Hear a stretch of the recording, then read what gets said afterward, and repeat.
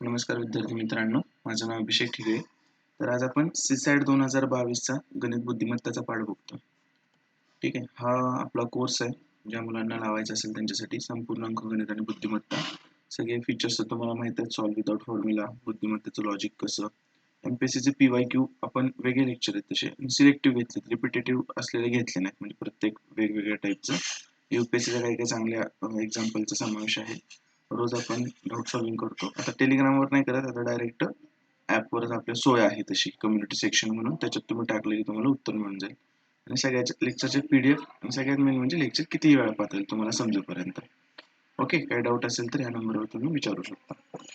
तर बघा, पहिला प्रश्न काय, एका पिशवीमध्ये 3 पांढरे, 2 निळे व 5 लाल चेंडू आहेत. जर यादृच्छिक पद्धतीने पिशवीमधून एक चेंडू जर काढला तर तो काढलेला चेंडू लाल नाही याची संभाव्यता किती? काय काय आपल्याकडे 3 पांढरे आहेत, 2 निळे आहेत आणि 5 लाल आहेत. बरोबर, आपल्याला यादृच्छिक पद्धतीने कसं काढायचं, एकच चेंडू काढायचा. सो इथे मी एक लिहिला आणि कंडिशन काहीतरी दिली आहे. कंडिशन काय, काढलेला चेंडू लाल नाही पाहिजे.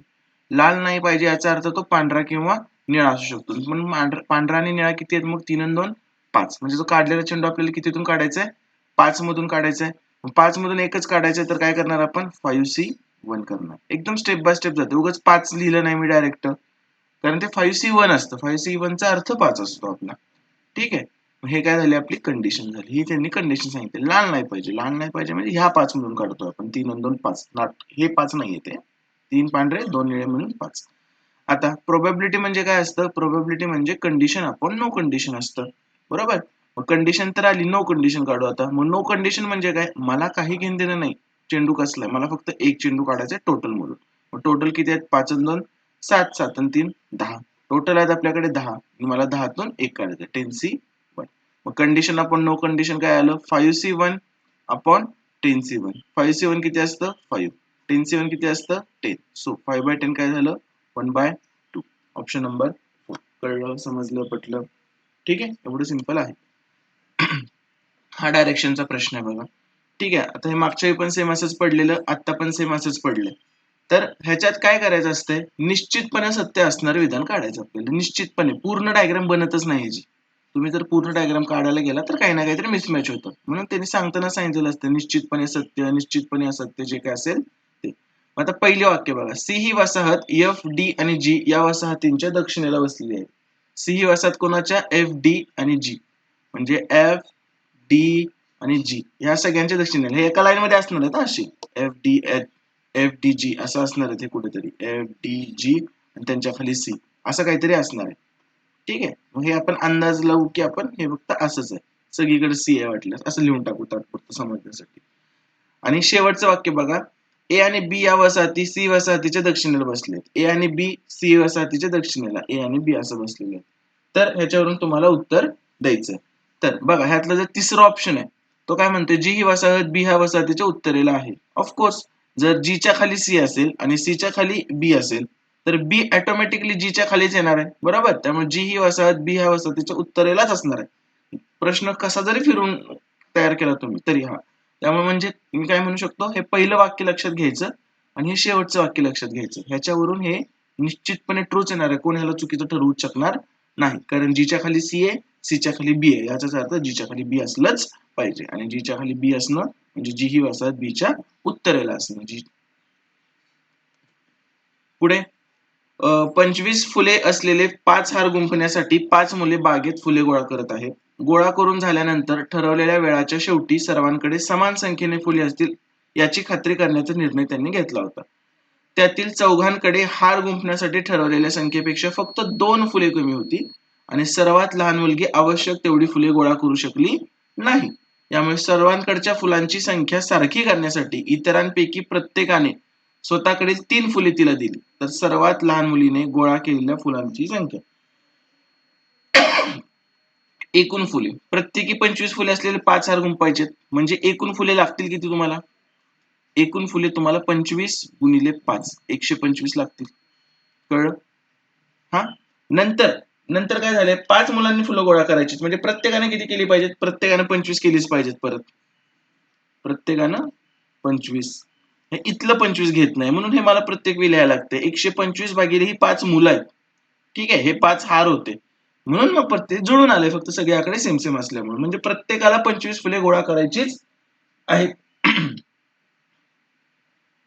चौघांनी आहेत ना, चौघांनी त्यातल्या हारात गुंफण्यासाठी ठरवलेल्या संख्येपेक्षा 2 फुले कमी होती चौघांकडे. म्हणजे किती असणार रे? 25 वजा 2 किती झालं? चौघांकडे 23च फुलं होती. करेक्ट? आणि प्रत्येकानं 3 फुलं मुलींना दिलेत आणि प्रत्येकानं 3 फुलं मुलीला दिलेत. ठीक आहे, जेणेकरून काय झालंय, सगळ्यांकडे किती शिल्लक राहिली? प्रत्येकानं 3-3 जर फुलं मुलीला दिली असतील त्या, तर प्रत्येकाकडे 20च फुलं राहिली. बरोबर, प्रत्येकाकडे 20च राहिली. इथपर्यंत आलो सगळ्यांनी. तर आता लहान मुलीकडे फुलं किती झाली रे? लहान मुलीकडे फुलं किती झाली? प्रत्येकानं 3-3 दिले म्हणजे 3 गुणिले 4 किती दिली फुलं? लहान मुलीकडे 12 फुलं झाली. पटलं इथपर्यंत? सगळ्या जसं चाललंय स्टेप बाय स्टेप तशा पद्धतीने चाललंय. लहान मुलीकडे 12 फुलं उरली.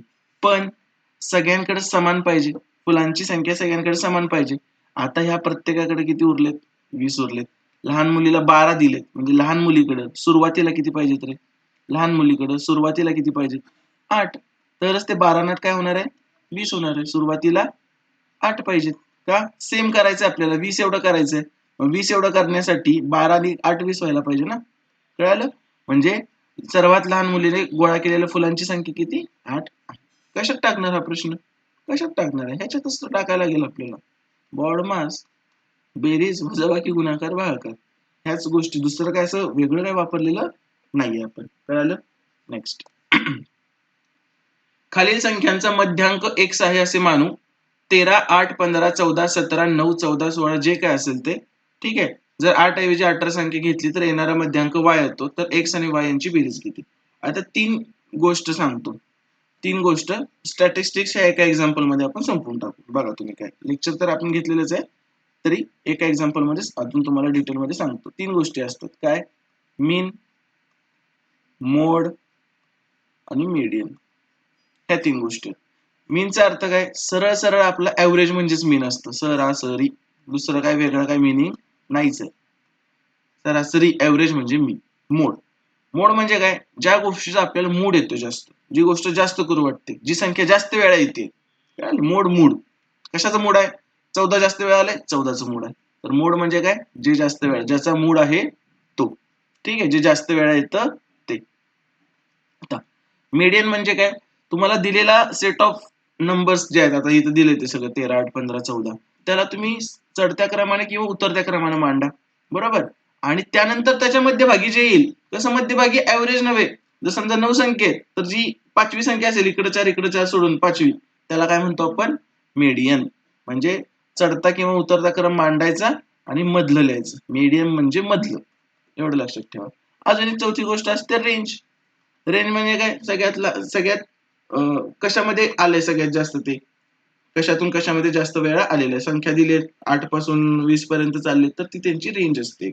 ठीक आहे, ओके.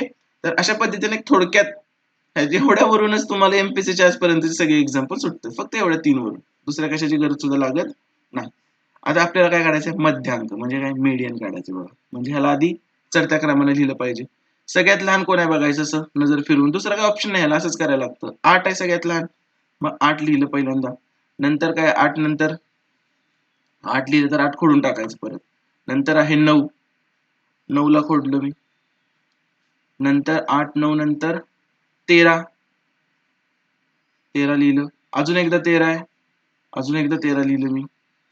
परत आता काय? 14, 1, 2, 3 वेळा 14 आहे, तर 3 वेळा 14 लिहिलं मी. ठीक आहे. नंतर 15, 15, 15 4 वेळा रे 14. बघा इथं अजून एकदा 4 वेळा. हे बघ इथं ह्या साईडचं आहे. 15 3 वेळा. आता 15, 15, 15 3 वेळा आलं. आता काय? 16 एकदा आहे, 16 दोनदा आहे आणि 17 एकदा आहे. 16, 16 आणि 17 ही मी आता काय लिहिली? चढत्या क्रमाने लिहिली. आता मला काय पाहिजे? मध्यांक सांगितलं. ह्यांचा मध्यांक किती आहे? x आहे. मग किती संख्या आहेत टोटल? 1 2 3 4 5 6 7 8 9 12 13 14 15 16. या संख्या किती झाल्या? 16. वरच्या एकदा चेक करू. 3 आणि 3 6, 6 आणि 3 9, 9 आणि 3 12, 12 आणि 3 15, 15 काय डबल झालं का आपलं? 3 3 6 3 9 12 4 5 6 7 8 9 10 11 12 13 14 कमी झाले 15 3 वेळा 17 पण दोनदा आहे 17 पण दोनदा हे बघा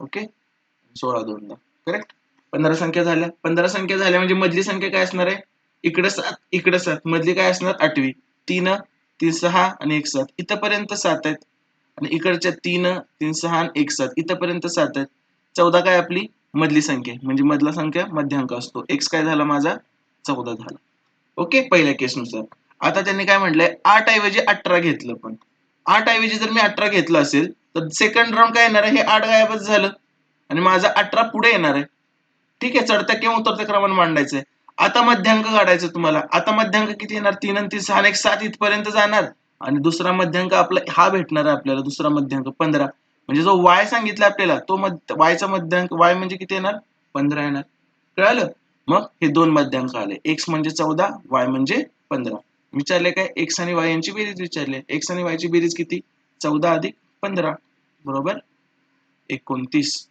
ऑप्शन नंबर 4 कळलं समजलं मध्यांकाचा अर्थ चढत्या किंवा उतरत्या क्रमाने मांडायचं मधली संख्या घ्यायची ठीक आहे पुढचा प्रश्न आता हा एक जरा एम्बिग्युअस प्रश्न आहे आयोगाने याचं उत्तर पर्याय 1 दिले म्हणजे कसं येते काहीच समजत नाही मी खूप प्रयत्न केला ज्याला कुणाला येत असेल त्यानं खरंच सांगा एक 2-3 गोष्टी तर येऊ शकतात आता ह्याच्यात बघा कोडिंग डिकोडिंगचं आहे जिथं जिथं शेवटी आय आलंय ना जिथं जिथं शेवटी आय आलंय म्हणजे त्याच्यात फ्रॉम पण शब्द आहे हा फ्रॉम फ्रॉम मग असं आय आला असेल तर शेवटी फ्रॉम शब्द पाहिजे the dog is walking to the meadow ह्याच्यात आता कुठं हेच नाही आलं शेवटच्या ह्याच्यात आय नाही आलं बरोबर म्हणजे काय येणार पर्याय 2 एलिमिनेट होईल का फ्रॉम शब्द नाहीये तर आय शब्द पण नाही आला पाहिजे एवढे परत मीर वॉकिंग साठी तर डॉल मिडो साठी आले असेल डौल आणि मीर इथं आहे बरोबर वॉकिंग आलंय तर अजून कुठं एकुलते एक आहे बघा मीर कुठंच नाहीये आणि वॉक पण कुठंच नाहीये म्हणजे मीर वॉकिंग साठी आले आणि हे डौल कशासाठी आले मिडो साठी आले म्हणजे असं जर असेल मीर वॉकिंग आणि डौल मिडो बघा हे वॉकिंग आणि मिडो तर मीर आलंच पाहिजे होतं पण ह्यांनी ऑप्शन 1 दिलं ह्याच्यात मीर नाहीच आहे दुसरं काही येऊ शकत नाही म्हणजे ह्या दोन्ही पैकी एक काहीतरी पाहिजे होतं हा आणि त्यातल्या त्यात तर डाऊल पण पाहिजे होता आपल्याला म्हणजे डाऊल आणि मीर हे दोन ह्याच्यात आहेत तर ह्याचा ऑप्शन नंबर 3 असा व्हायला पाहिजे होता पण आयोगाने याचा ऑप्शन नंबर 1 दिले का कुणाला लॉजिक कळायला असेल तर खरंच सांगू शकता मला डिस्क्रिप्शन मध्ये ओके कमेंट बॉक्स मध्ये पुढे सोबतची तेलुगू हिंदी मराठी व गुजराती या 4 भाषा बोलणारे विद्यार्थी दाखवणारी विनाकृती अभ्यासा आता काय काय दिलेत तुम्हाला तेलुगू टी लिहिलं 61 च्या खाली हिंदी 65 मराठी आणि हे गुजराती ओके इथपर्यंत आहे मग तुम्हाला काय फक्त मराठी बोलणारे विचारले फक्त मराठी कुठे असणार आहेत रे इथं असणार आहेत बघा फक्त मराठी ह्याच्यात दुसऱ्या कोणाचा समावेशच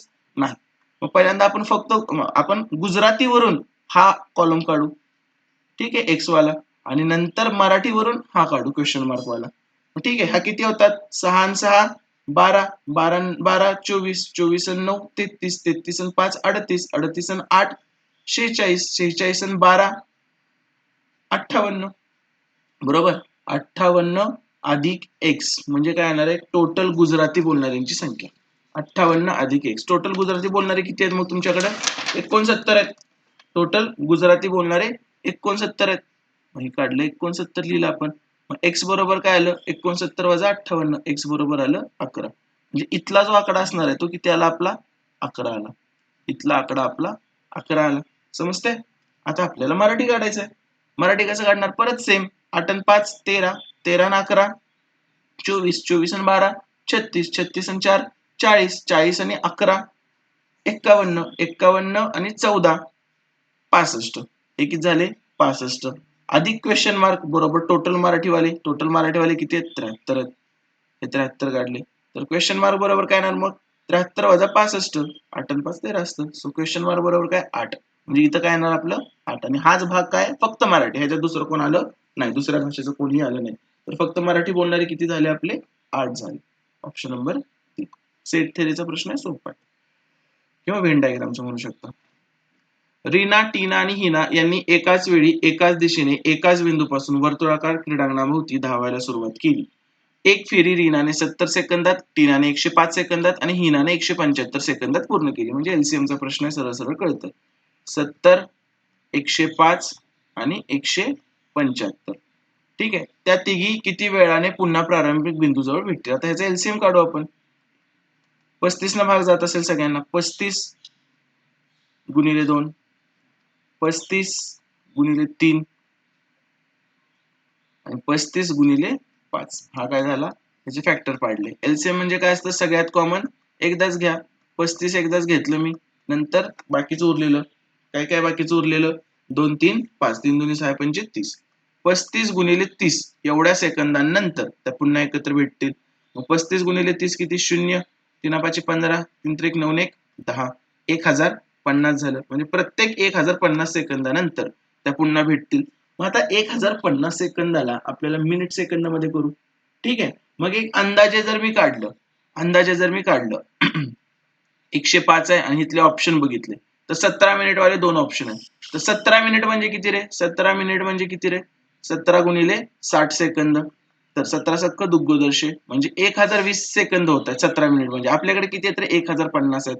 म्हणजेच थोडक्यात काय, 17 मिनिटं तर पूर्ण आहेतच या 1050 मध्ये आणि वरून 30 सेकंद एक्स्ट्रा आहेत. तर 17 minute 30 second, 17 minute 30 second. Point मध्ये काढायला गेला तसा भागाकार करून तर तुम्ही हे उत्तर लिहून बसाल. त्यामुळे ही पद्धत योग्य आहे. ठीक आहे. म्हणजे पार्ट पाडायचे. 1 मिनिट 60 सेकंद असतो, अंदाजे 17 मिनिटं म्हणजे असं पार्ट पाडायचे. किंवा 60 न कितीपर्यंत भाग जाऊ शकतो असं केलं तरी चालतं. पण पॉईंट मध्ये अंतर काढू नका, नंतर तुम्ही ते कन्वर्ट करायला विसरून जाता आणि फक्त 3 सेकंद लिहून येतात. तर तसं नाही आहे. 17 मिनिट 30 सेकंद, ऑप्शन नंबर 4 हा ऑप्शन. कळलं, सिंपल लसावीचा प्रश्न होता. आगगाडी एम मेरठ वरून सकाळी 5 वाजता सुटते व दिल्लीला 9 वाजता पोहोचते. आगगाडी एन दिल्लीवरून 7 वाजता सुटते व मेरठला 10:30 वाजता पोहोचते. तर दोन्ही आगगाडी एकमेकास ओलांडण्याची नेमकी वेळ कोणती असेल. बघा पहिल्यांदा डायग्राम काढायची एकदम व्यवस्थित वाली. आगगाडी एम मेरठ वरून 5 वाजता सुटते, 5 वाजता. ओके. आणि दिल्लीला 9 वाजता पोहोचते. दिल्लीला 9 वाजता पोहोचते म्हणजे टोटल 4 तास लावले. टोटल 4 तास. आणि अजून एक आगगाडी आहे एन, ती दिल्लीवरून 7 वाजता सुटते, इथून 7 वाजता सुटते आणि इकडे पोहोचते कितीला, 10:30 ला पोहोचते. म्हणजे टोटल हिने किती तास लावले, 3.5 तास लावले. बरोबर, पटते सगळ्यांना. आता त्यांची ओलांडण्याची वेळ सांगायची तुम्हाला, त्यांची ओलांडण्याची वेळ. तर आता दोन्हीचं स्पीड काढू आपण. ठीक आहे, दोन्हीचं स्पीड काढू. हे डिस्टन्स डी पकडलं आपण, फॉर एक्झाम्पल हे डिस्टन्स डी पकडलं तर एम गाडीचं स्पीड काय येईल, एम गाडीचं स्पीड ऑफ एम. ठीक आहे. तर डिस्टन्स अपॉन टाइम किती आहे रे आपला, डिस्टन्स अपॉन 4 तास. सेम स्पीड ऑफ एन काढू आपण, स्पीड ऑफ एन ते किती येईल, डिस्टन्स अपॉन 3.5 तास. इथपर्यंत सगळ्यांना पटतंय. बरोबर. आता मला सांगा, नेहमी सारखं आहे, फक्त स्पीड वेगळ्या फॅशन मध्ये दिलंच नाही. स्पीड डिस्टन्स आणि टाइमच्या फॉर्मॅट मध्ये दिले. ही इकडून इकडे जाते, ही इकडून इकडे येते. बरोबर, म्हणजे अपोजिटला जातात. आणि तुम्हाला माहित आहे अपोजिटचं कसं करतो आपण. ठीक आहे, अपोजिटचं कसं करतो. पहिल्यांदा तर त्यांना एका टाइमवर आणायला लागेल आपल्याला. पहिल्यांदा त्यांना एका टाइमवर आणायला लागेल. ही 5 ला निघतेय, ही सकाळी 7 ला निघतेय. मग याचाच अर्थ आधी मला हिला 7 वाजेपर्यंत कुठेतरी पोहोचेल नाही. तरी 2 तासात किती जाईल रे, जर हिला पूर्ण अंतर पार करायला 4 तास लागतात. 5 वाजता सुटले आणि ही दुसरी तर 7 वाजता, आपल्याला दोन्हीला 7 वाजता आणायचंय. तर 2 तासात किती जाईल, बरोबर निम्म जाईल की नाही, बरोबर निम्म जाईल का, कारण 4 तासात पूर्ण प्रवास होतोय. तर 2 तासात निम्मा प्रवास होणार त्याचा. म्हणजे D/2 डिस्टन्स इथं आलं, D/2 इथं आलं. आणि ही गाडी आता इथं आली, एम वाली गाडी ह्याच्यावर आहे आता, एम वाली गाडी. बरोबर, म्हणजे आता इथूनच निघणार आहे ती. आता दोन्हीकडे 7 वाजलेले. आता काढू आपण. आता मग परत काय करतो आपण, speed is equal to distance upon time किंवा time is equal to distance upon speed. आता डिस्टन्स किती राहिलं, एवढंच डिस्टन्स कव्हर करायचंय. म्हणजे D/2 राहिलं डिस्टन्स. आणि स्पीड किती राहिली, आता या दोन्हीच्या स्पीडचं काय होणार, ऍडिशन होणार. काय ऍडिशन होणार, कारण हे अपोजिटला चाललेले आहेत. मग पहिल्याचं स्पीड काय काढले आपण, D/4. आणि दुसऱ्याचं स्पीड काय काढले आपण, दुसऱ्याचं स्पीड आहे D/3.5.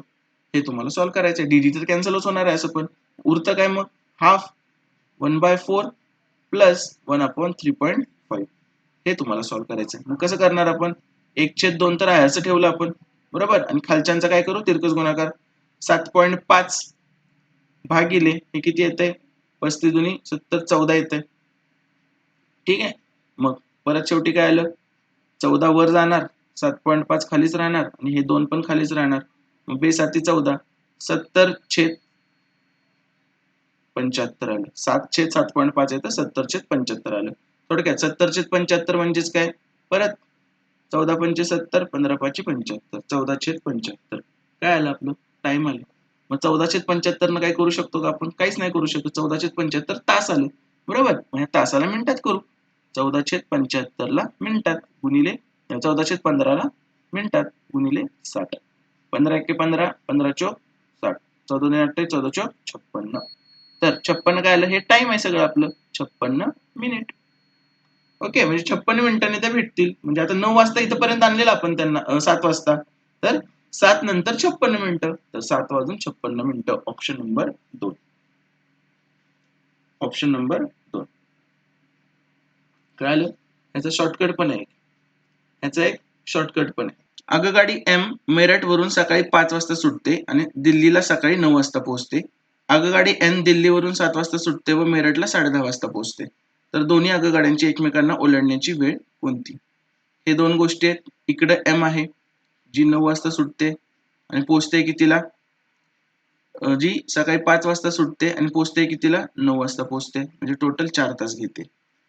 दुसरी आगगाडी आहे एन, ती सकाळी 7 वाजता सुटते आणि पोहोचते कितीला 10:30 वाजता पोहोचते, म्हणजे घेते किती 3.5. हे डिस्टन्स काहीतरी अजून करू, उगाच ते डी फॉर्म्युलानं सोडवायच्या भानगडीत पडायला नको. डिस्टन्स अजून करू, 4 आणि 3.5 आहे तर लसावी ह्याचं 7 होते तर 7 × 28 28 ला दोन्हीने व्यवस्थित भाग जाईल. ठीक आहे, हे डिस्टन्स मी 28 अजून केलं. आता काय आपलं, एक गाडी इकडे चालली एक गाडी इकडं, लावा तुमचं टाइम = डिस्टन्स अपॉन स्पीड. पण ही सकाळी 5 ला सुटते ही सकाळी 7 ला सुटते, म्हणजे हिला 7 पर्यंत न्यायला लागेल, म्हणजे 2 तास 7. ठीक आहे, तर 4 तास लागते टोटल अंतरला, तर 2 तासात किती रे 14 कव्हर करणार निम्म बरोबर, आणि 14च राहणार. आता तुमची एम आगगाडी इथं आहे इकडे चालले 9च वाजले, किती वाजले 7च वाजलेत, आणि एन गाडी इथं आहे 7च वाजलेत. आता तुम्ही लावा टाइम = डिस्टन्स अपॉन स्पीड बरोबर. आणि अजून आपण स्पीड काढलेलंच नाहीये कशाचं, स्पीड काढायला लागेल. पहिल्यांदा एमचं स्पीड काढा, किती येणार हे एमचं स्पीड येणार टोटल 28 आहे, 28 डिस्टन्स भागिले 4, एमचं स्पीड आलं 7, आणि एनचं स्पीड काय येणार तुमचं, speed of and total 28 distance आहे हे 3.5 आहे, तर किती येणार हे 280 आणि 35 करू आपण, 7×5 = 35, 7×4 = 28, 5×8 = 40. दुसऱ्याचं स्पीड काय आलं 8 आलं बरोबर. दोघांचे स्पीड मिळाले. आता डिस्टन्स माहिती आहे तुम्हाला 14च उरलंय, आणि स्पीडची काय होते अपोजिट डायरेक्शन आहे म्हणजे ऍडिशन, 7 आणि 8 15, 14/15 बरोबर. 14/15 म्हणजे किती येणार आहे, हे 14/15 तास झालं. मग ह्याला गुणिले 60 करायला लागेल, 14/15 गुणिले 60 किती येणार, 15×1 = 15 15×4 = 60 14×4 = 56. तर 7 वाजलेले तर 7 वाजून 56 मिनिटांनी भेटतील. ओके, ट्रॅडिशनल बघितलंय तुम्ही अप्रोच किती मोठा आहे आणि हा किती आहे, कळालं. दोन्ही पद्धतीने तुम्हाला करता आलं. बघा खरे खोटेचा प्रश्न आहे काय, एक विधान नेहमी सत्य आहे दुसरे नेहमी असत्य आहे. जर तुम्ही प्रत्येक ऑप्शन घेऊन ट्रायल करत बसला तरी चालतंय, आणि तसंच करायला लागणार आहे. पहिल्यांदा 1 घेऊन 2 घेऊन 3 घेऊन, जर तुम्ही 3 ट्राय केला तर उत्तर सगळं तुमचं बसतं व्यवस्थित. काय 3 मध्ये काय म्हटले, झेडला शेतकरी ठरवायचं आहे, तर आपण झेडला शेतकरी ठरवू. मग झेड शेतकरी ठरवायचं असेल तर झेड शेतकरी नाही हे खोटं येणार, हे खोटं म्हणजे हे पहिलं वाक्य खरं येणार.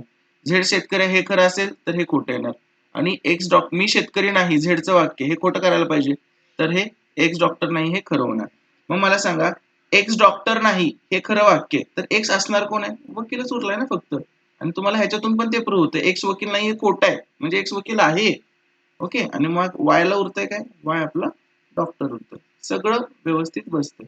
जर तुम्ही बाकीचे ऑप्शन ट्राय केले कुठे ना कुठेतरी काही कॉन्ट्राडिक्ट होणार आहे. त्यामुळे झेड शेतकरी आहे हे आपलं करेक्ट आन्सर येईल. एक एक ट्राय करत बसा, डबल डबल प्रोफेशन भेटतील, कोणाला तर मिळणारच नाही, असं काहीतरी कॉन्ट्राडिक्शन होऊन बसेल. 6 जणांच्या कुटुंबात पुरुष व स्त्रियांची संख्या समान आहे. त्यांच्यात 2 वडील आणि 2 मुलगे आहेत. त्या कुटुंबांच्या सदस्यांबद्दलची अधिक माहिती पुढे दिलेली आहे. बघा 6 जणांचं कुटुंब आहे, त्याच्यातलं सगळ्यांचं तुम्हाला दिलेलं आहे. काय सांगितलंय? राम कुटुंबातील वयाने सर्वात मोठा आहे, तर नीता वयाने सर्वात लहान आहे. राम कुटुंबातील वयाने सर्वात मोठा आहे आणि नीता सर्वात लहान आहे. नीता सर्वात लहान आहे म्हणजे एकदम खाली लिहून ठेवले मी नीताला आपलं. ठीक आहे. शेतकरी हे लेखक व शिवाय डॉक्टर यांचे वडील आहेत. शेतकरी कोण आहेत? लेखक आणि डॉक्टरचे वडील आहेत. राम मोठा असेल तर आपण एक अंदाजे त्याला इथं शेतकरी लिहून टाकू. ते कोणाचे वडील आहेत? लेखक आणि डॉक्टर यांचे वडील आहेत. ते लेखक आणि डॉक्टर यांचे ते वडील आहेत. नीता समीरची बहीण आहे. नीता इथं नीता आहे, इथं समीर आहे. नीता ही समीरची बहीण आहे व दोघही कुमार बहीण आहेत. बरोबर. त्यांची आई शिक्षिका आहे. त्यांच्या कुणाची तरी आई शिक्षिका आहे. म्हणजे त्यांची इथं आई असणार आहे. ती कोण आहे? शिक्षिका. कोण आहे ते आपल्याला माहित नाही, पण कुणासोबत तरी लग्न केलं असणार आहे. तर कुणाशी केले ते आपल्याला कळायला लागेल. डॉक्टर सोबत आहे का लेखकासोबत आहे ते नंतर कळेल. जयेश आणि नादिरा हे कुटुंबातील एकमेव जोडपे आहेत. जयेश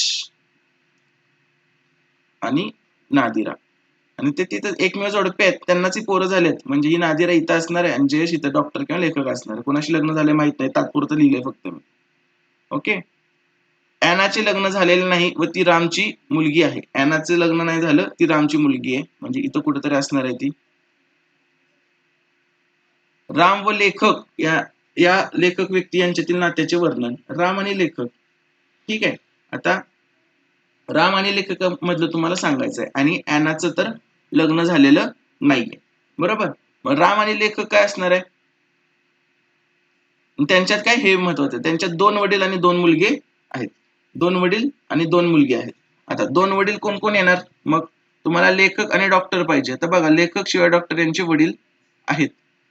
आता एक एक गोष्ट चेक करू आपण. आपल्याला तरी पण कळत नाही की लग्न कोणाचं झालेलं आहे. जयेश आणि नादिरा ठीक आहेत. म्हणजे जयेश मुलगा असणार आहे. जयेशचं लग्न ह्या नादिराच्या शिक्षकासोबत झालं असणार आहे.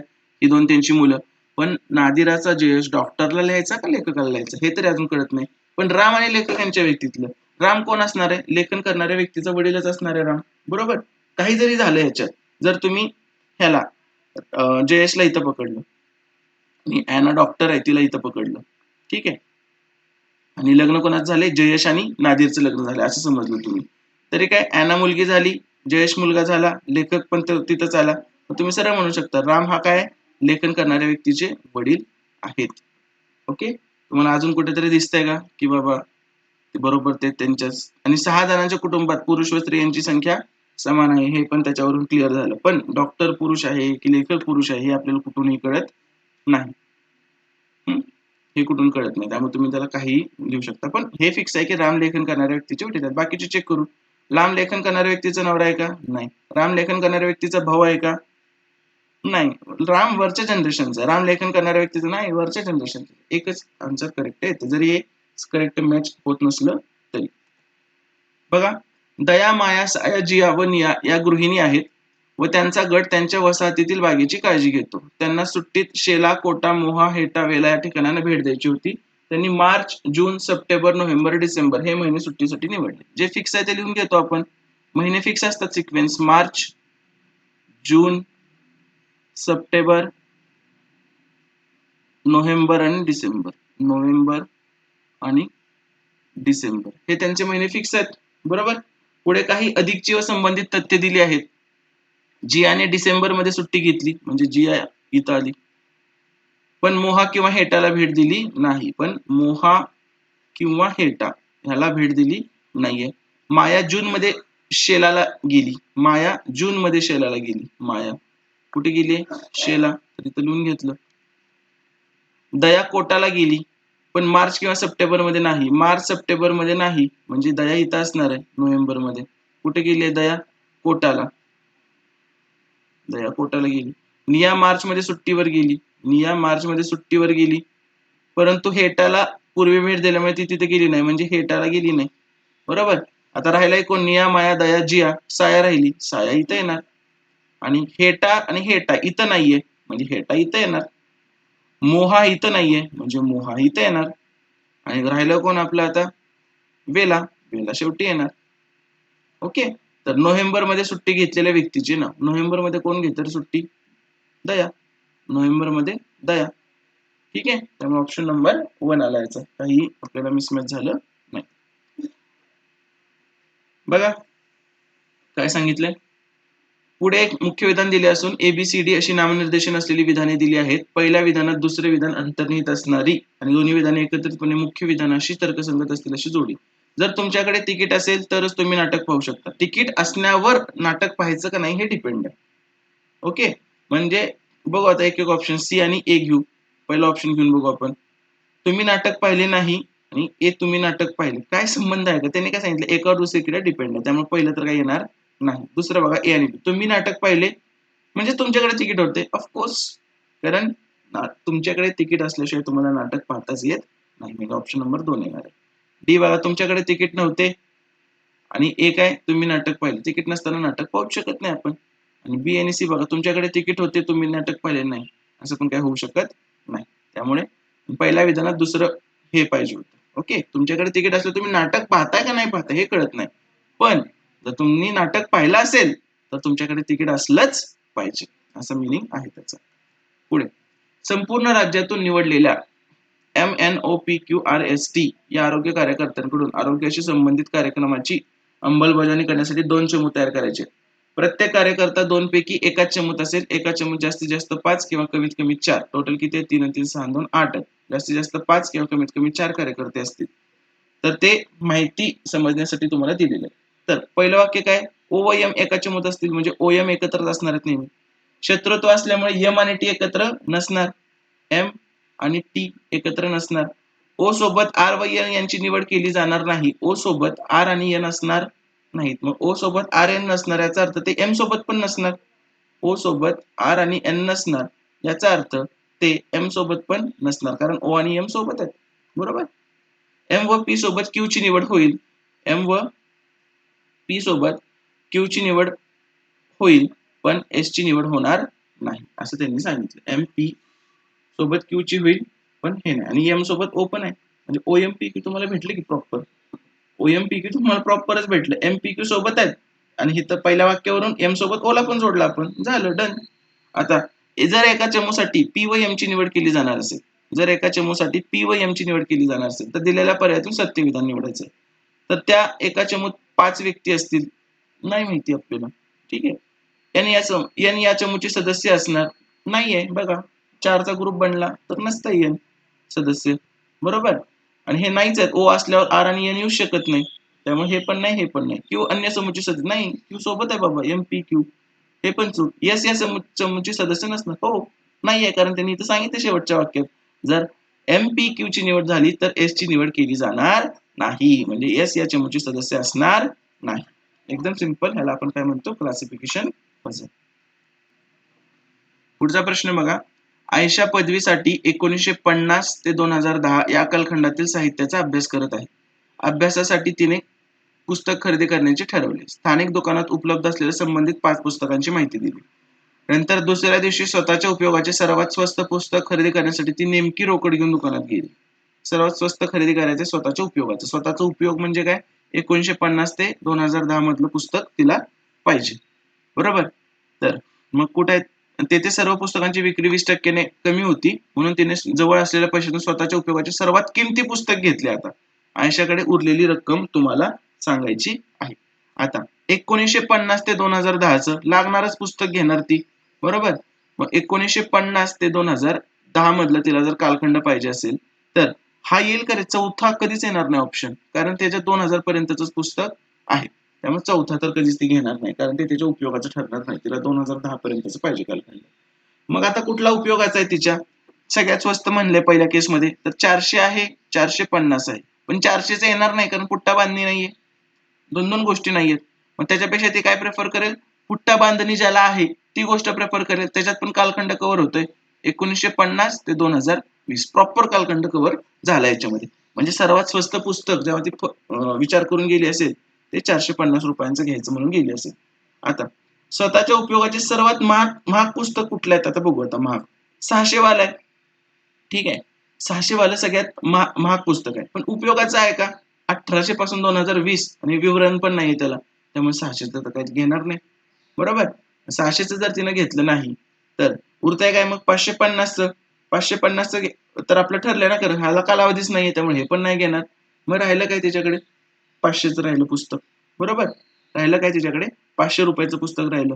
मग 500 मध्ये काय कालखंड बसला आणि विवरण पण आहे, त्यामुळे हे पुस्तक ती घेईल दुसऱ्या वेळी. मग दुसऱ्या वेळी तिने कितीचं घेतलं? 500चं पुस्तक घेतलं. ती स्वस्त पुस्तक घ्यायचं म्हणून 450 रुपये घेऊन गेली असणार, पण तिनं घेतलं हे महाग पुस्तक. पण कशामुळे घेतलं? त्याच्यावर 20% सूट चालू होती. मग 500 वर जर 20% सूट दिली म्हणजे ते पुस्तक कितीला भेटलं तुम्हाला? 80%लाच भेटलं. म्हणजे 400 रुपयाला भेटलं ते पुस्तक. ती घेऊन गेली ती 450 रुपये स्वस्त पुस्तक घेण्यासाठी, पण तिनं महाग पुस्तक घेतलं ते पण 400 रुपयाला डिस्काउंटमुळे. तर वाचले किती तिच्याकडं? 50 रुपये वाचले. तर ऑप्शन नंबर 2. थोडा ट्रिकी क्वेश्चन आहे. नक्की बाबा त्याच्या उपयोगाचं पुस्तक पुट्टा बांधणीवरून ठरवायचं का विवरणावरून ठरवायचं हे कळत नाही. पण सगळे परम्युटेशन कॉम्बिनेशन नंतर हा सेट बरोबर त्याच्यात बसतोय. बाकी सगळ्यांनी तुम्ही केला तर उत्तर निघतच नाही त्याचं. ऑप्शन मध्ये येत नाही त्याचा आन्सर. नेक्स्ट, जांभूळ व चिकूच्या विविध संमिश्र प्रकाराची एकूण मिळून 48 झाडे जिल्हा परिषदेच्या शाळेतील सर्व 36 विद्यार्थ्यांनी मिळून लावली. प्रत्येक मुलाने जांभळाच्या जातीची 3 आणि 2 मुलींच्या प्रत्येक गटाने मिळून चिकूच्या जातीचे 1 झाड लावले. ठीक आहे, मुलाला बी पकडू आपण आणि मुलीला जी पकडू. तर वरील माहितीच्या आधारे तुम्हाला निवडायचे. एक मुलगा किती लावतोय जांभळाची झाडं? 3 लावतोय आणि 2 मुली 1 चिकूचे झाड लावतात. 2 मुली 1 चिकूचे झाड, म्हणजे हे अर्धच लावतात, बरोबर? तर मग काय होणार आता इथं इक्वेशन काय बनणार? 3 गुणिले बी अधिक हाफ जी. एक मुलगी अर्धच लावते ना, हाफ जी, बरोबर? ही टोटल झाडं झाली. टोटल झाडं किती आहेत? 48. कळते इथपर्यंत? आणि अजून एक गोष्ट काय कळते? बी प्लस जी किती आहे? दोन्ही मिळून विद्यार्थी किती आहेत? 36. हे तुम्हाला सॉल्व्ह करायचं आहे आता. हे सॉल्व्ह करणं अवघड आहे का आता? इक्वेशन 1 ला सरळ 2 ने गुणा ना. ह्याला जर 2 ने गुणलं मी तर हे हाफ जीचं जी म्हणता येईल वजा करा. मग म्हणजे काय बनणार? 6 बी अधिक जी बरोबर 48 दुनी 96 आणि हे बी अधिक जी बरोबर 36. यांची वजाबाकी करायची सरळ. हे किती होतंय? 5 बी, हे कॅन्सल, वजा अधिक 96 मधून 36 गेले 0 6. तर बी बरोबर किती आले रे? 12 पंचे 60. बॉईज किती झाले? 12. मग बॉईज 12 असतील तर गर्ल्स किती झाल्या? 24. Boys 12 girls 24. आपला आन्सर आला आपल्याला. या शाळेत मुलांपेक्षा 12 मुली जास्त आहेत का रे? मुलांपेक्षा 12 मुली जास्त आहेत. सत्य नसलेले विचारले तुम्हाला. ठीक आहे, पहिलं तर करेक्ट आहे. वरील बाबतीत लावलेल्या एकूण झाडांची संख्या जर 49 असेल, जर हे 49 झाली असती संख्या झाडांची, म्हणजे एक झाड वाढलं असतं, तर त्या शाळेत मुलींची संख्या निश्चितपणे 14 ने जास्त असेल. कितीने जास्त असेल? 14 ने जास्त असेल का? जर एक झाड लावलं तर ऑफकोर्स, कारण एक झाड लावलं म्हणजे तुम्हाला 2 एक्स्ट्रा मुली झाल्या अजून. मग 2 एक्स्ट्रा मुली म्हणजे 26 मुली झाल्या आणि 12 आणि 26 मध्ये गॅप किती? 14चा आहे. म्हणजे बरोबर. परत या शाळेत 14 मुली आहेत. 14 मुली आहेत का? नाही रे बाबा. या शाळेत 12च मुली आहेत. त्यामुळे ते चूक. वरील बाबतीत लावलेल्या झाडांची एकूण संख्या जर 51 असेल, म्हणजे 3 झाडे एक्स्ट्रा असतील, तर त्या शाळेत मुलांची संख्या निश्चितपणे 13. बरोबर, कारण 3 झाडं लावायला एकच मुलगा जास्त लागतोय. आधी 12 होते, आता एक जास्त लागला म्हणजे 13 झाली. 12चं काय लागणार? 13. म्हणजे हे पण करेक्ट आहे. हे पहिलं पण दुसरं पण करेक्ट आहे. पहिल्यांदा हे इक्वेशन सॉल्व्ह करून बॉयज आणि गर्ल्स काढून घ्यायचे. एवढंच त्याचा 3 5 7 2 5. ठीक आहे, 2 ठिकाणी स्टार आहे. याला 3 आणि 5 ने भाग जातोय, तर अनुक्रमे एकक आणि हजार स्थानचा. एकक स्थानचा अंक काय असणार आहे? 0 किंवा 5 असणार आहे. ह्याच्यात काही वादच नाही. ठीक आहे, आणि हजार स्थानचा अंक तुम्हाला 3 हे करायचं असेल तर करायला लागेल तुम्हाला. आता 0 आणि 5 आहे, तर सगळीकडेच 0 आणि 5 आहे. तर 3 ची कसोटी काय असते? संख्येतील बेरजेला 3 ने भाग गेला पाहिजे. मग 5 आणि 3 8 आणि 7 15, 15 आणि 2 17 आणि 5 22. ह्याची टोटल बेरीज 22 आहे. आता एक एक ऑप्शन घ्यायचा. 0 घेतला, ठीक आहे, तर मग पुढचा आकडा काय पाहिजे? 22 मध्ये 4 मिळवलं तर 3 ने भाग जातोय का 26 ला? नाही जात. त्यामुळे पहिला ऑप्शन येणार नाही. 5 घेतला, चालतंय. मग 22 आणि 5 27 आणि 27 आणि 4 31 ला 5 3 ने जातोय का? नाही जात. 5 घेतला, परत 22 आणि 5 27, 27 आणि 6 33. 33 ला जातोय का? जातोय. त्यामुळे ऑप्शन नंबर 3 उत्तर असणार. परत 22 आणि हे 6 28. 28 ला 3 ने जातोय का? नाही. मग ह्या पूर्ण संख्येला पण जाणार नाही. ऑप्शन नंबर 3 आपलं करेक्ट येईल. समजतंय? पुढे आकृतीवरचा प्रश्न आहे हा. स्क्रॅप केलाय प्रश्न आयोगाने. काहीतरी इकडे तिकडे मिसमॅच झाला असणार आहे, त्यामुळे हा प्रश्न स्क्रॅप केलेला.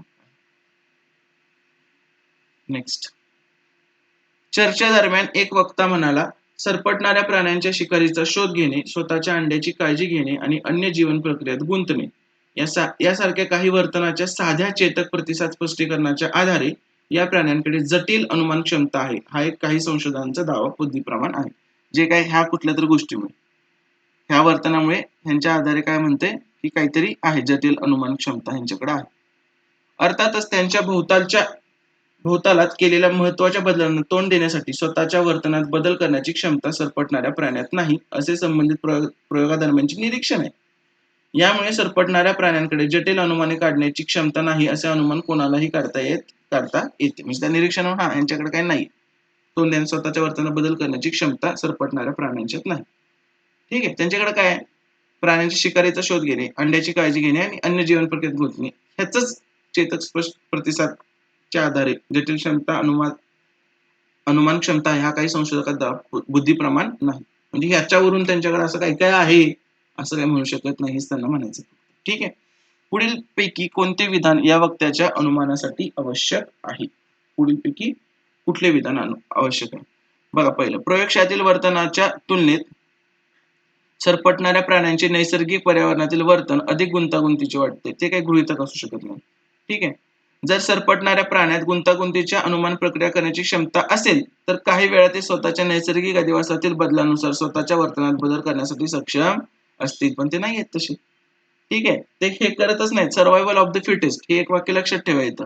म्हणजे जसं जसं चालतंय, ज्या पद्धतीने आपल्याला बदलता आलं पाहिजे, जे पण आपल्या आजूबाजूला बदल होते त्या पद्धतीने, तर हे गृहीतक जर असेल तरच ते होऊ शकणार आहे की बाबा त्यांच्याकडे बुद्धिप्रमाण आहे असं आहे. पुढील कोणते विधान या वक्तव्याच्या अनुमानासाठी आवश्यक गृहीतक हेच त्यांनी सांगितलं, त्यांच्याकडे ते नाहीच आहे. सर्व्हायव्हल ऑफ द फिटेस्ट नाही आहे, त्यामुळे ऑप्शन नंबर 2 याचा आवश्यक गृहीतक आहे. तिसरं बघा, गुंतागुंतीची अनुमान प्रक्रिया आणि चेतकांना दिलेले प्रतिसाद या दोन्ही बाबी एकाच वर्तनासाठी योगदान देत नाहीत, काही संबंध नाही. चौथं, सरपटणाऱ्या प्राण्यांच्या सर्व वर्तनाचे स्पष्टीकरण साध्या चेतक प्रतिसाद वर्तनाच्या आधारे करता येत नाही. ठीक आहे, त्यामुळे ऑप्शन नंबर 2 याचा सगळ्यात करेक्ट उत्तर येऊ शकतं. पुढील युक्तिवाद अभ्यासा आणि नंतर दिलेल्या पर्यायातून त्यांच्या सर्वात जवळून समांतर अनुमान प्रक्रिया असलेला युक्तिवाद निवडा. एक शेतकरी कुटुंबाला चणा किंवा सोयाबीन लावण्याचे पर्याय आहेत. गेल्या वर्षी सोयाबीनच्या तुलनेत चण्याला चांगला बाजारभाव मिळाला होता, परंतु अधिक उत्पादनाच्या खात्रीसाठी चण्याला गुणवत्तापूर्ण सेंद्रिय खत आणि पर्यावरण स्नेही कीटक नियंत्रण व्यवस्थेची गरज असते. या अधिकच्या काळजीसाठी लागणारी रक्कम उभारणे शक्य नसल्याने कमी फायदा मिळण्याची शक्यता असूनही कुटुंबाने सोयाबीनची लागवड केली. म्हणजे थोडक्यात काय, चण्याला चांगला बाजारभाव आहे, पण त्यासाठी लागणाऱ्या ज्या गोष्टी आहेत त्या शेतकऱ्याकडे नाही आहेत, पैसे, खत, जे काय असतील ते, म्हणजे त्याचा नाईलाज.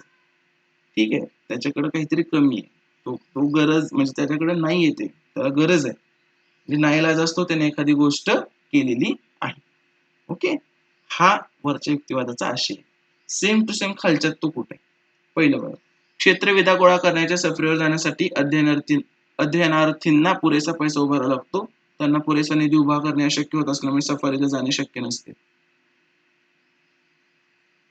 ठीक आहे, पण काहीतरी कुठेतरी गेलं पाहिजे होतं ना त्यानं. ह्याच्याऐवजी सोयाबीन लावलेच ना, त्यामुळे ह्याच्यात डायरेक्ट कॅन्सलच करून टाकला प्लॅन. तसं नाही, काहीतरी केलं, चण्याच्या ऐवजी सोयाबीन लावले. ठीक आहे. दुसरं, जर तुम्ही विक्रेते असाल तर बढती मिळण्याची विक्रीचे लक्ष्य गाठण्यासाठी गरजेचे असते. जर मागच्या तिमाहीतील लक्ष्य गाठ्यात तुम्ही यशस्वी झाला तर काही संबंध नाही, अर्थहीन, म्हणजे रिलेटेडच नाही त्याच्याशी काय, की बाबा त्याच्यात सांगितले की एक गोष्ट मला करायची आहे पण नाईलाज असतो, नाही घेत आहे मला काही कमतरतेमुळे, म्हणून मी दुसरी गोष्ट केली, असा आशय पाहिजे. तिसरं बघा, पर्यटकांना बँकेमार्फत किंवा ते जेथे उतरले आहेत त्या हॉटेलामार्फत कमी दराने चलन विनिमय करता येतो. बँक शोधण्यासाठी पुरेसा वेळ त्यांच्यापाशी नसल्याने त्यांना हॉटेलचा उपयोग करायला लागला. एकदम करेक्ट आहे. त्यांना एका ठिकाणी करायचं होतं पण तिथून नाही झालं, म्हणून त्यांनी हॉटेलचा उपयोग केला. म्हणजे चण्याच्या ऐवजी सोयाबीन. कळलं? समजलं? पर्याय 3 करेक्ट आहे. चौथं काय, राष्ट्रीयकृत बँकेकडून किंवा सहकारी बँकेकडून कर्ज मिळवणे शक्य असते. सहकारी बँकेला उच्च ग्राहक सेवा दर्जा दिल्यामुळे व्यक्तीने कर्जासाठी सहकारी बँकेकडे अर्ज करण्याचे ठरवले, कारण तिला तिथून सहज. हे तर पॉझिटिव्ह चाललंय आपलं, पॉझिटिव्ह नाहीये, नाईलाज असतो चाललंय आपलं सगळं. त्यामुळे ऑप्शन 3 तंतोतंत जुळतं. खेळाडूसाठी बंदी घालण्यात आलेल्या पदार्थांच्या यादीत पालकात सापडणारे एक्झास्टेरॉन हे संजीवक समाविष्ट करण्याची शिफारस बर्लिन इन्स्टिट्यूट ऑफ फार्मसीच्या वैज्ञानिकांनी केली आहे. त्यांच्या खेळाडूंच्या प्रदर्शनात वाढ होईल या भाकिताच्या चाचणीसाठी त्यांनी अभ्यास केला. ज्या सहभागींना एक्सडायस्टेरॉनची मात्रा दिली त्यांच्या स्नायूंचे वस्तुमान लक्षणीय उच्च प्रमाणात वाढल्याचे असे त्यांना अभ्यासात आढळते. स्वतःच्या लाडक्या ऑलिव्हसाठी दुष्ट लोकांना बडवण्यापूर्वी पोपाय पालकचा हवाबंद डबा फोडून उघडत होता, तेव्हा त्याचे वागणे नक्कीच सरळ नव्हते आणि आता हे व्यंग चरित्र कदाचित स्वतःचे अतिमानवी सामर्थ्य उत्तेजकाचा वापर करून मिळवत होते, असे आता जर्मनी वैज्ञानिक म्हणतात. हे पोपाय वगैरे काय एक कार्टून यायचं, तो पालक खायचा, त्याचं बायसेप्स वगैरे वाढायचे, बघितलं असेल तुम्ही. तर ते तशा पद्धतीने रिलेट केलं. तर तसा उपयोग करतील का काय याचा उत्तेजक म्हणून खेळाडू, असं म्हणायचं त्यांना, ते जे काय आहे केमिकल. ठीक आहे. तर वरील माहितीच्या आधारे खेळाडूंसाठी एक्सडायस्टेरॉनचा वापर करण्यावर बंदी आणण्याची शिफारस करण्याचे सर्वात उचित कारण निवडा. म्हणजे एखाद्या गोष्टीवर बंदी का आणली पाहिजे ह्याचं तुम्हाला एकदम व्यवस्थित कारण निवडायचं आहे. पहिलं बघा, व्यक्तीच्या स्नायूंच्या वस्तुमानात होणारी उच्च प्रमाणातील वाढ तिला अतिमानवाचे सामर्थ्य मिळवून देते व ते तिला उत्कृष्ट प्रदर्शन करण्यास मदत करते. ठीक आहे ना, पण ह्याचा काय संबंध नाही ना, उत्कृष्ट प्रदर्शन कधी पण चांगलंच ना. ठीक आहे, त्यामुळे नुसतं ह्याच्यावरून आपण म्हणू शकत नाही. दुसरं बघा, स्नायूंच्या वस्तुमानात वाढ करत असल्याने एक्सडायस्टेरॉन उत्तेजकाचे कार्य करते आणि अशा कोणत्याही स्वरूपाच्या ताकद वाढणाऱ्या कोणत्याही उत्तेजकाच्या वापरावर खेळाडूंसाठी बंदी आहे, म्हणून तुम्ही याच्यावर बंदी घाला. ते उत्तेजक घेणं काही वाईट नाही, पण त्या उत्तेजकावर बंदी असेल आणि ते घेतलं तर, आता प्रोटीन वगैरे खातातच ना, काही प्रोटीनवर बंदी नाहीच आहे, पण ते वेगळं काय काय खाल्लं तर मग ते बंदी आहे. डोपिंग टेस्ट वगैरे आपण म्हणतो ते, मग ज्या गोष्टींवर बंदी आहे म्हणून ते तुम्ही त्याच्यावर आळा घाला. त्यामुळे दुसरं काय येणार आपलं एक्झॅक्ट करेक्ट येणार आहे. बघा, सान्वीचा जन्म 28 फेब्रुवारी 2018 ला झाला, तर तिच्या 22व्या वाढदिवसा दिवशी कोणता वार येईल? ओके, तर 22वा वाढदिवस आहे, 28 फेब्रुवारीला तारीख कुठल्या हे पण नाही, म्हणजे थोडक्यात तुम्हाला डायरेक्टच काढायचं आहे. 2018 ला जन्म आहे, मग 22वा वाढदिवस 2040 ला येणार, बरोबर. 19, 20 असं मोजलं तुम्ही तर ते 22वा जन्मदिवस 40 ला येतो. ठीक आहे, म्हणजे तुम्हाला थोडक्यात काय 28 फेब्रुवारी 2040 ची तारीख काढायची तुम्हाला. 28 फेब्रुवारी 2040 ची कशी काढणार? आपलं नेहमीप्रमाणे 28 फेब्रुवारी 2040 ची काढताना त्यात 2040 ला पहिल्यांदा कसं डिवाइड करणार तुम्ही? 2000 आणि 40, ह्या 2000 चे ऑड डेज किती असतात? 0. 40 चे ऑड डेज काढायचे. 40 चे ऑड डेज कसे काढणार तुम्ही? हे पुढचे जे 40 वर्ष आहेत त्याचे ऑड डेज कसे येणार? ह्याला पण डिवाइड करतो, पहिल्यांदा 39 वर्ष करतो आणि 40वा एक वेगळं वर्ष वेगळं ठेवतो आपण त्याला. ठीक आहे, 40वा वर्ष वेगळं. आता 39 मध्ये लीप इयर आणि हे करू आपण. 39 मध्ये 39 तर ऑड डेज असतीलच आणि लीप इयर किती आहेत? 4 1 4, 4 9 36, 9 लीप इयरचे 9 एक्स्ट्रा दिवस ऍड करू आपण. मग 39 आणि 9 किती झालं? 48 ऑड डेज असणार 39 वर्षामध्ये. आता 40वा महिना आला, ह्याचे 2च महिने येणार आपल्याकडे, एक जानेवारी येणार आणि एक 28 फेब्रुवारी येणार. एक 28 फेब्रुवारी, जानेवारीची 31, 28 फेब्रुवारी आणि 28 फेब्रुवारी तारीखच आहे त्याचे 28, याचे किती झाले मग 3 आणि याचे किती झाले 0.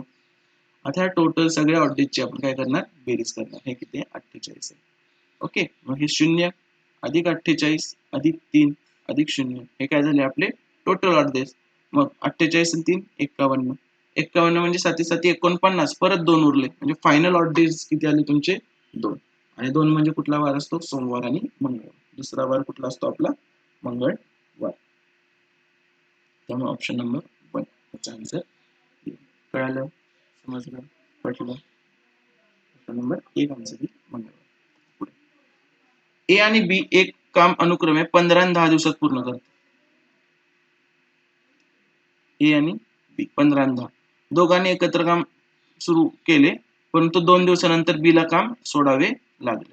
बघा, 15 आणि 10 लसावी 30 आहे. 15 दुनी 30, 10 त्रिक 30, 3 आणि 2 5. हे तुम्हाला माहित आहे, आपण ते काम 30 पकडू. मग ठीक आहे, 30 काम करायला 15 दिवस, दिवसाला 2 करतोय, हा दिवसाला 3 करतोय. दोघांनी सुरू केले सोबत काम, पण 2 दिवसानंतर बीने काम सोडलं. पण 2 दिवसासाठी तर सोबत केले ना, म्हणजे 5 दुनी 10 वर्क तरी केले की सोबत. राहिलेले वर्क किती? रिमेनिंग वर्क 30 वजा 10 20. आता हे 20 काम करायला कोण आहे तुमच्याकडे? एकटा एच आहे, एकटा एच आहे.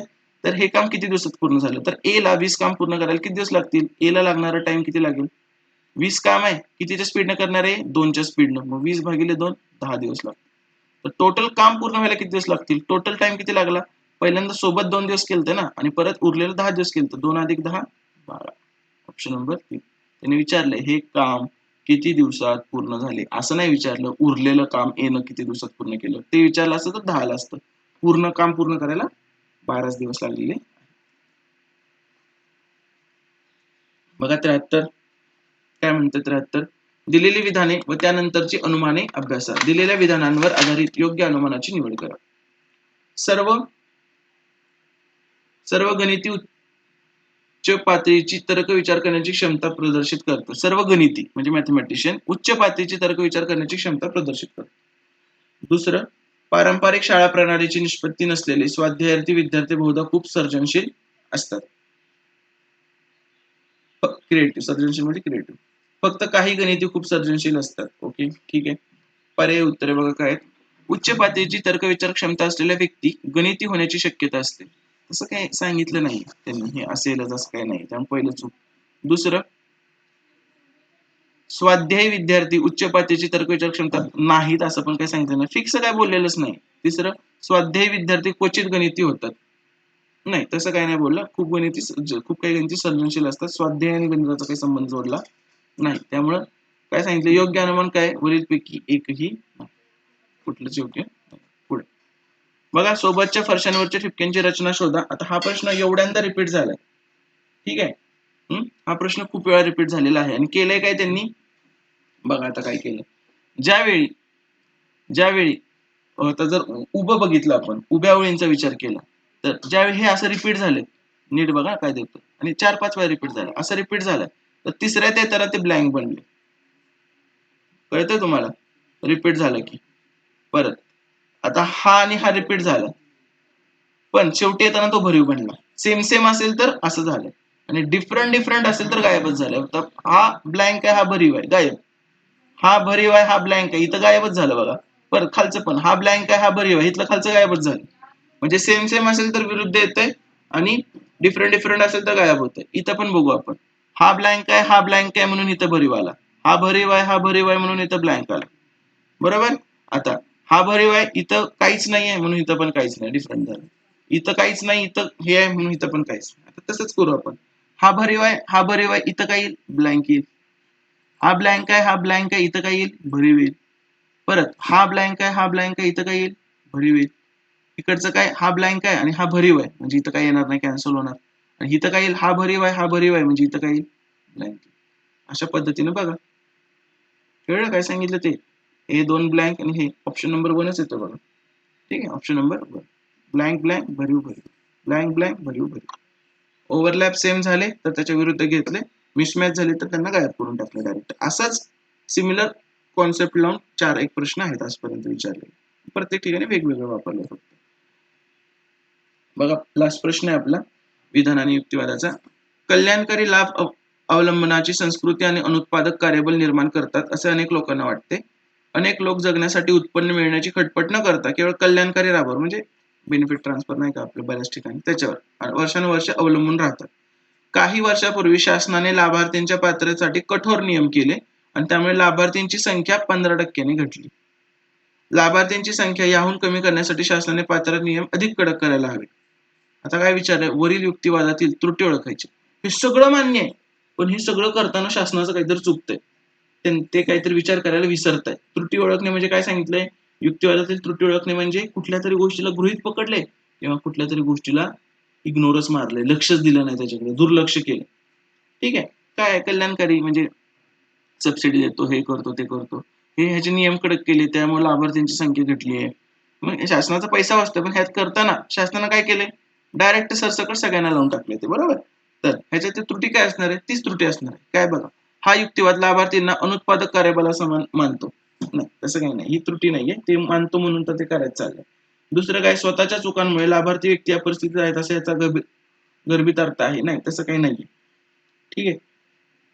तिसरं बघा विपरीत परिस्थितीला तोंड देणाऱ्या लाभार्थींबद्दल सहानुभूती दाखवत नाही. हे समानुभूती नाही सहानुभूती आहे ते. विपरीत परिस्थितीला तोंड देणाऱ्या लाभार्थींबद्दल म्हणजे पण सरसकटच केलं खरंच जे आहे त्यांचं काय मग ठीक आहे.